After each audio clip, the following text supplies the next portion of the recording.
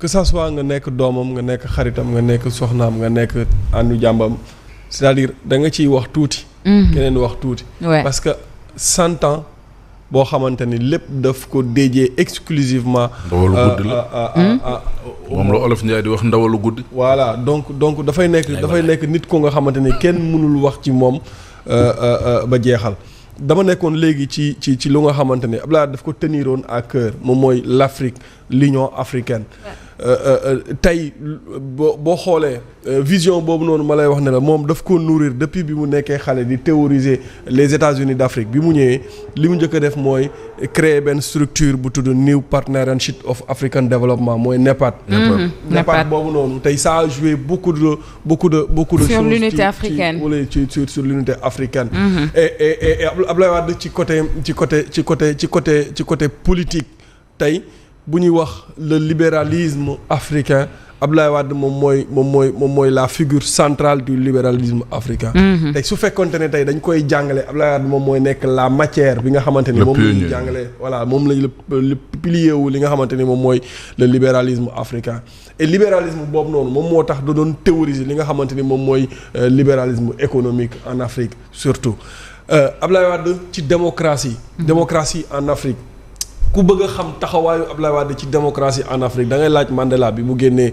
prison avant muy dem prison ak bi mu génnee prison yëpp. parce que xalaat bu bari parce que boo xoolee Abdoulaye Wade moom ni nga xamante ni daanaka noonu la doon dund fii ci Sénégal tey amoon na ay ñu bari ñu ko doon conseiller à ce que mu jël les armes jàkkaarloo ak ki nga xamante ni moom mooy Abdou Diouf. mais Abdoulaye Wade dafa doon wax naan.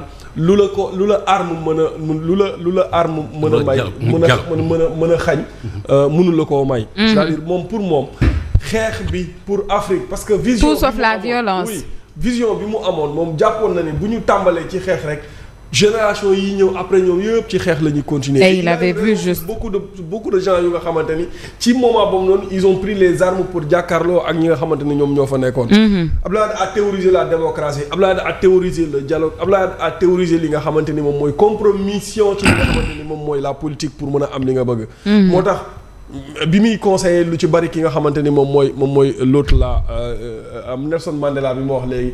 daf ne ko prendre les armes du c'est pas la solution mooy xeex démocratiquement bu doon da ngay def 100 ans ci kaso bi sax boo génnee l'essentiel mooy yow li ngay xeex c'est pas pour toi mais c'est pour les générations à venir moo tax Abdoulaye Wade vision bi nga xamante ni moom la amoon ci Afrique vision bu nga xamante ni pour man mooy li Ahmed wax léegi xaw ma Fall Ndiaga bu ñu teeloon a am Abdoulaye Wade bi muy nekk ci digg dooleem yaakaar naa ne lu bari dina ko mën a théoriser et États-Unis d'Afrique boobu noonu très tard la ko ñenn chef d'État africains yi commencé woon épouser waale ñu ci mel ni ay ñoom Kadhafi bi muy nangu idéologie boobu noonu fekk na c'était trop tard ci côté am ay ñoom Obasanjo ay ñoom ñu ci bari parce que Abdoulaye Wade dafay taxaw ci ñaari pensée ci ñaari tànk ci ñaari pensée moom mooy idéologie moom mooy dafa taataane ci Kwame Nkrumah ci ni nga xamante ne noonu la doon doxalee ci vision ci l'Afrique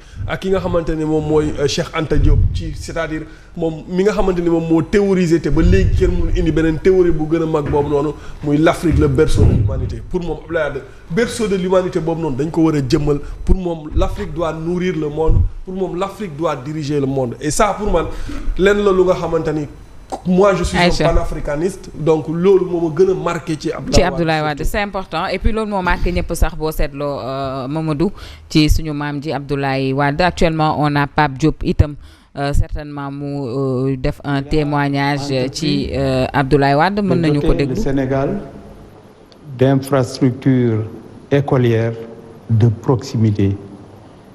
Il a construit beaucoup de lycées, beaucoup de collèges pour permettre aux Sénégalais des profondeurs de pouvoir bénéficier des mêmes avantages que les Sénégalais des zones urbaines.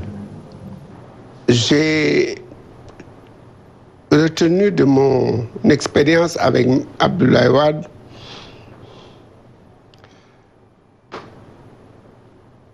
une leçon que je n'oublie jamais. il faut être un homme de conviction, doublé d'un homme d'action. Quand on a des idées, des projets pour soi-même ou pour son pays, cela vaut la peine de lutter, de combattre pour réaliser ces idées, pour les traduire dans les faits, dans la réalité. Et je crois que c'est ce qu'Abdoulaye Wade a fait. Mais travailler, toujours travailler, beaucoup travailler, parce que travaillait beaucoup Abdoulaye. J'ai fait 6 mois à Rebeuss avec lui. Et chaque matin, quand on se réveillait, il avait un carnet, un cahier. Dans la nuit, il avait presque écrit plusieurs pages de ce cahier. Et il nous disait, j'ai réfléchi cette nuit, voilà ce que je vous propose comme discussion. Et ça m'avait beaucoup frappé. Un père pour toute la nation. Un père par sa générosité, dont tout le monde a fait allusion, sa grandeur, parce que c'était un président très très grand qui avait une haute considération de sa personne et du Sénégal. Bien sûr, Abdoulaye Wade, c'est le grand démocrate. C'est au niveau continental, c'est un homme d'une dimension juste exceptionnelle. Et si le Sénégal aujourd'hui est le pays qu'il est, on doit beaucoup à Abdoulaye Wade, parce que c'est avec Abdoulaye Wade que l'investissement public et privé a été considéré, a été mis à un niveau très haut.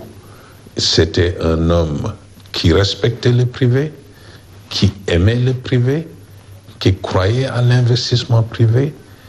Et donc pour cela, il a fait de très très grandes choses pour le pays. Il a fait toutes les infrastructures que nous avons, c'est avec Abdoulaye Wade que le pays a commencé à se transformer. C'est avec Abdoulaye Wade que le secteur privé a commencé à voyager avec l'autorité. Il tenait à nous présenter à l'étranger en disant, voilà mon secteur privé. Voilà, avec une énorme générosité. Il a tout fait, Abdoulaye Wade. Il nous manque grandement encore une fois et nous pensons qu'il a été peut-être, si on devait, un des meilleurs présidents que le Sénégal ait connu, un des meilleurs hommes politiques que l'Afrique a connu. Il est un des meilleurs hommes politiques que le monde a connu, selon moi.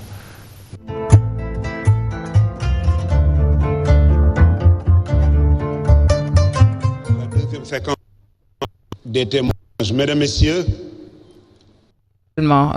déglu nañu les anciens ministres Mamadou yi nga xamante ni ñoo nekkoon ci régime Abdoulaye Wade. Gis nañu léegi Cheikh Tidiane Sy, on a vu aussi Beydi Agne, on a vu entre autres témoignages yoo xamante ni nii ñëwaat na ci toutefois Abdoulaye Wade ni mu màggee woon ak vision bi nga xamante ni nii amoon na ko pour le Sénégal. Loolu mooy wéyandi sax ba tey, parce que on a toujours l'habitude de dire que gouverner dañ koy continuité la. Xëy na héritage 2000